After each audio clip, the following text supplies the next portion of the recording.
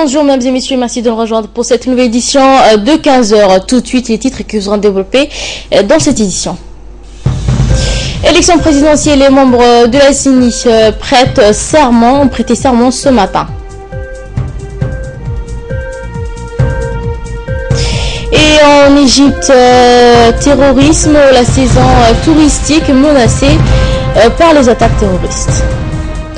Bonjour et merci de nous rejoindre pour cette nouvelle édition sous le patronage de la première dame et présidente de l'UNFD Khadra Mohamed Haïd, la ministre de la promotion de la femme et du planning familial Hassana Berkha Daoud ont à cette occasion en fait cette communauté de la capitale des régions de l'intérieur nord et sud de la République de Djibouti aidée par l'Union nationale de la femme djiboutienne, des hommes et des femmes et moins jeunes habillés en t-shirt des différentes couleurs bleu et vert et orange ont commencé à défiler au carrefour d'Ombouli jusqu'au siège de l'UNFD où est organisée la cérémonie pour stopper les mutilations génitales féminines qui ont été présentées à cette cérémonie de déclaration d'Ombouli et de toute forme d'excision dans la République de Djibouti.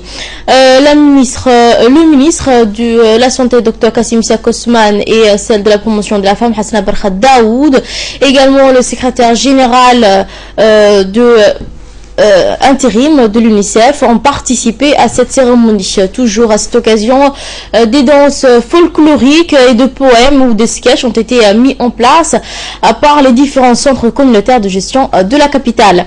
Rappelons que ce programme a pour objectif principal de contribuer au développement durable des communautés dans le respect des droits humains et parvenir ainsi de promouvoir l'abandon de l'excision sur le génital féminin. En 2015, les actions de mobilisation sociale du programme Salam autour de l'abandon de l'excision ont été intensifiées sous le leadership de l'UNFD appuyé par l'UNICEF.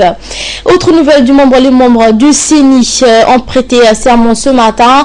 Les nouveaux membres de la commission électorale nationale indépendante chargée de contrôler le déroulement des opérations électorales pour la circonscription de Djibouti-Ville et d'Arta ont prêté serment aujourd'hui devant le Conseil constitutionnel en séance solennelle. Le président du Conseil constitutionnel, M. Abdi Ibrahim Optier, a suivi cette prestation au cours de laquelle les 60 membres de cette circonscription ont prêté serment ce matin.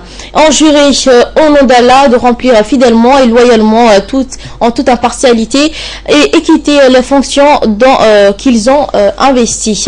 Ils ont juré de respecter en toute circonscription les obligations que leur imposent leurs fonctions et de garder le secret des délibérations auxquelles ils ont participé. Les membres de la Commission nationale électorale indépendante ont désigné et installé pour chaque année.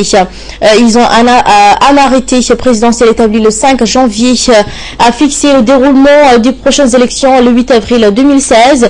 Après cette prestation de serment pour les soixantaines de personnes chargées de vérifier le bon déroulement de vote pour la circonscription de Djibouti-Ville et à Darta. Les membres et les autres circonscriptions, soit d'Ali Séville, de Dikil, de Dochora et d'Obok, passeront tour à tour devant le Conseil constitutionnel à partir de demain. Les membres de la CENI jurent au nom de Dieu et sur l'honneur de respecter la Constitution et les lois de la République de Djibouti et de remplir loyalement et fidèlement les fonctions des membres de la Constitution électorale nationale indépendante. Ils prennent par ailleurs l'engagement solennel de n'exercer aucune activité susceptible de nuire à l'indépendance et à la neutralité et à la transparence et à l'impartialité de la Commission électorale nationale indépendante qui sera amenée à garder le secret des délibérations des votes.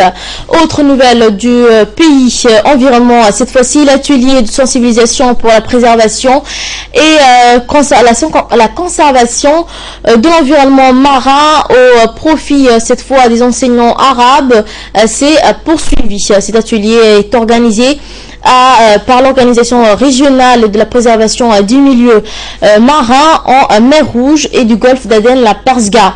Cet atelier vise particulièrement à renforcer la sensibilisation des activités relatives à l'environnement dans les écoles primaires et secondaires afin de créer une prise de conscience chez les jeunes sur cette question. Car la préservation et la protection de nos ressources environnementales passe d'abord par l'éducation, parce que les jeunes seront les futurs dirigeants du pays. En prépare cet atelier le secrétaire général du ministère de l'Habitat et de l'Urbanisme et de l'Environnement, Dina Abdellah Omar, Aden Hassan Ali, conseiller technique et chargé de communication du même ministère, Aboubakar Ahmed Aouled, directeur adjoint de l'environnement, Habib Abdi Hussein, coordinateur du projet de PERSGA, ainsi que des enseignants des écoles privées et arabes. Cette initiative est animée par le chargé de communication du ministère de l'Environnement, sachant que la PERSGA est un organisme intergouvernemental évidemment, dédié à la conservation des milieux du mer Rouge et du golfe d'Aden. Éducation, cette fois-ci, plus de 13 200 candidats ont penchés sur les sujets des épreuves d'écriture français et de mathématiques dans les centres de concours prévus à cet effet. Cette année, ce sont quelques 100 postes d'instituteurs qui sont à pourvoir, dont 84 enseignants français et 15 arabes. En arabe, à l'issue des épreuves écrites et de français et de mathématiques. Les premières délibérations seront effectives à partir de lundi 18 janvier prochain, puis le second groupe d'épreuves orales cette fois-ci se dérouleront dans les journées du mardi et du mercredi 19 et à 20 janvier. La proclamation des résultats finaux aura lieu le jeudi 21 janvier 2016. Comme à l'accoutumée, les officiels des ministères de l'Éducation nationale et du Travail ont entrepris aujourd'hui une tournée pour superviser le contrôle pour s'assurer du bon déroulement des épreuves dans les différents centres de concours. Le concours de recrutement des instituteurs francisants et arabisants s'est déroulé aujourd'hui au centre de formation des enseignants, mais aussi dans 3 autres centres, comme le lycée d'État de Djibouti. Ce concours a réuni quelques 2700 candidats pour les francisants et 500 pour les arabisants. Ce matin, donc, une forte délégation composée au cadre du ministère de l'Éducation nationale et de la formation professionnelle, accompagnés de leurs collègues du ministère du Travail, ont visité ces différents centres. Les épreuves, donc, se sont déroulées dans les meilleures conditions. Les résultats seront donc affichés le jeudi 21 janvier 2016 au CFF. Il s'agit d'un concours qui doit recruter quelques 85 instituteurs francisants et 15 instituteurs arabisants. Au total, un recrutement qui porte sur 100 instituteurs. Donc nous avons fait le tournée de tous les sites sur lesquels se déroule ce concours et les choses se passent bien.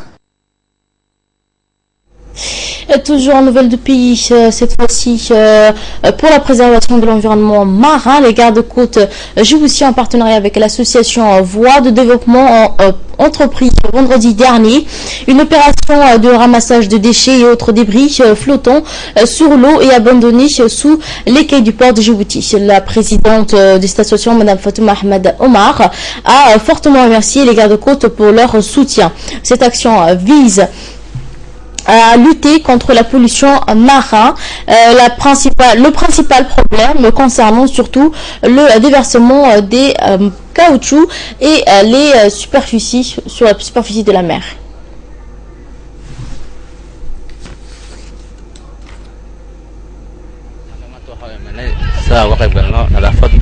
quotidienne qui consiste à nettoyer les îles touristiques. waxaan naga soo qayb galay urur badan ma naga soo qayb galay iminka ururka AVDD oo kale oo maanta naga joogto oo president qayb galayna nadaafada wadankeena bilicda wadankeena saan u ilaalino waxa la guray qashin badan taasoo sanad walba aan ka qabano xeebaha badda sanadkii 2012 waxaan ka qabanay badda Dora. Et pour clore l'édition nationale, nous avons le regret de vous annoncer le décès survenu ce matin à boulevard de l'artiste Moumine Bilé Oufane. Feu Moumine Bilé Oufane était un artiste militaire dans le groupe de Harbi. Il a laissé derrière lui une épouse et 6 enfants et 11 petits-enfants. Que Tout-Puissant l'accueille dans le paradis éternel. Inna lillahi wa inna ilayhi raji'un. Nous passons de là à l'actualité internationale. En Égypte, 2 hommes armés ont attaqué un hôtel touristique dans la station balnéaire de la côte de la mer Rouge en Égypte. 3 vacanciers suédois et autrichiens, d'après les premières informations, sont légèrement blessés. Un des assaillants a été abattu par la police et l'autre a été gravement blessé. Écoutez le commentaire. 2 hommes armés ont attaqué ce vendredi un hôtel touristique de la station balnéaire de Hurghada, sur la côte de la mer Rouge. 3 touristes vacanciers de nationalité suédoise et autrichienne ont été blessés dans l'attaque. Un des assaillants a été abattu par la police, l'autre a été gravement blessé.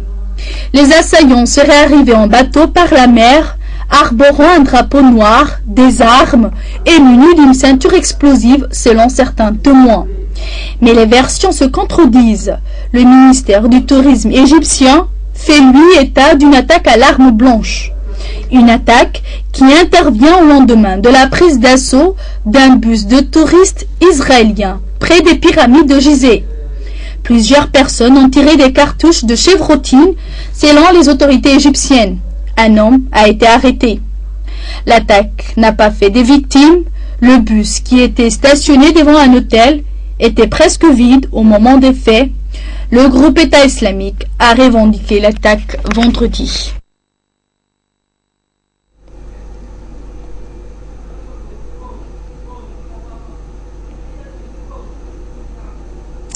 Et en Allemagne, Angela Merkel veut expulser plus facilement les réfugiés condamnés. L'Allemagne endurcit le ton à l'égard des demandeurs d'asile, dont certains seraient inculpés dans les séries d'agressions qui a émaillé la nuit de Nouvel An en Allemagne. Écoutez le commentaire. L'Allemagne durcit le ton à l'égard des demandeurs d'asile. La chancelière Angela Merkel s'est prononcée hier en faveur d'une plus grande sévérité à l'égard des réfugiés condamnés par la justice allemande pour des délits de droit commun. Ceux-ci pourraient être plus facilement expulsés du territoire. Le droit à un titre de séjour et à une procédure de demande d'asile peut être retiré si une personne est condamnée ou emprisonnée. Les délinquants qui commettent des vols à répétition ou qui importunent régulièrement des femmes doivent être fortement sanctionnés par la loi, a-t-elle notamment déclaré. Cologne a été le théâtre hier de plusieurs manifestations, dont une du mouvement islamophobe Pediga.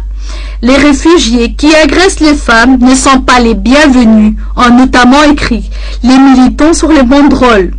À quelques mètres de là, se tenait une contre-manifestation organisée par des militants de gauche. Des heurts ont éclaté entre des partisans de l'extrême droite et la police qui a fait usage de canons à eau. Et en Catalogne, Artur Mas jette l'éponge pour permettre la formation d'un gouvernement. La fin de l'impasse en Catalogne après 3 mois de conflit. Ils ont réussi à s'entendre. Écoutez ce commentaire. Fin de l'impasse en Catalogne. Après 3 mois de tractation, les partis indépendantistes se sont mis d'accord hier pour former un gouvernement régional et éviter de nouvelles élections qui auraient pu leur faire perdre leur majorité. Ils avaient jusqu'au 11 janvier pour proposer la candidature d'un président de la région. Le conservateur et indépendantiste Artur Mas, président sortant très contesté, a jeté l'éponge. Il ne se représentera pas à un nouveau mandat. C'était l'une des conditions pour la formation d'un exécutif. La petite formation indépendantiste d'extrême gauche, candidature d'unité populaire, avait annoncé le 3 janvier dernier qu'elle refusait de reconduire Arthur Mas à la tête de la région. La liste Ensemble pour le oui avait remporté les élections régionales avec 62 sièges sur 35, mais avait besoin des voix d'au moins 2 députés du mouvement de l'unité populaire pour une investiture. Refusé de proposer un autre candidat qu'Arthur Mas. Voilà, c'est sur ces images que nous refermons ces éditions. Restez bien sûr avec nous pour les minutes de focus avec Ala Abdilaï. L'ONEAD informe ses abonnés que les factures de consommation d'eau du mois de novembre et de décembre sont disponibles dans les agences commerciales du boulevard de la République, de Balbala et dans les régions. Les abonnés sont tenus de régler leurs factures dans un délai de 30 jours. Au-delà du 31 janvier 2016, une campagne de coupure systématique sera mise en place. Enregistrez votre numéro de portable au guichet pour recevoir votre facture par SMS.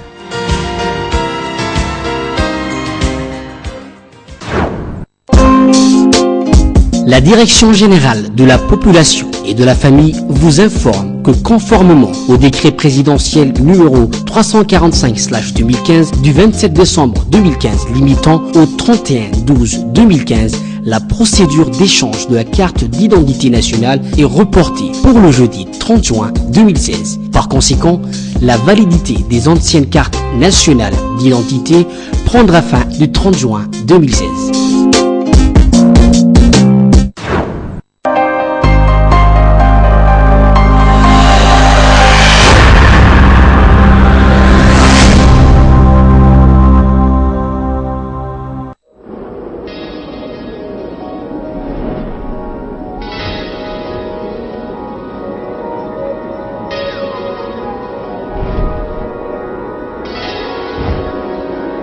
Vous êtes étudiant.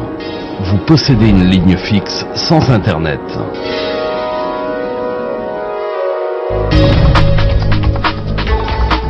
Djibouti Télécom a la solution pour vous.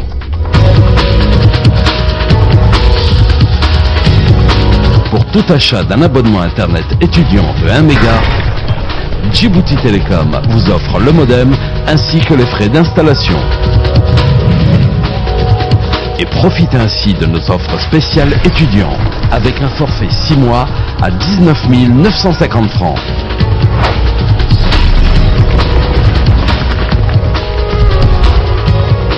Le forfait pour une année complète à 35 700 francs. Offre d'installation gratuite valable jusqu'au 31 janvier.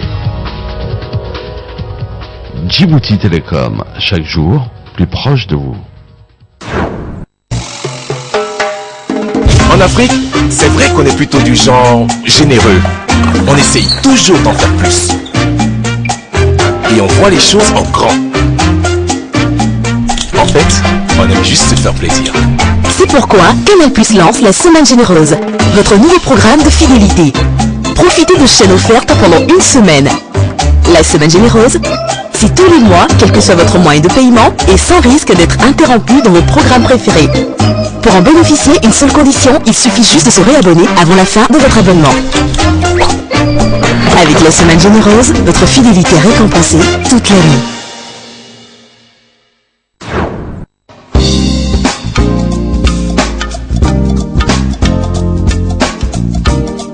Pour célébrer la nouvelle année 2016, le groupe Abou Ahmed a le plaisir d'annoncer à ses clients des réductions sur l'ensemble de la gamme complète d'appareils électroménagers à partir du 1er janvier 2016 jusqu'au 31 janvier 2016.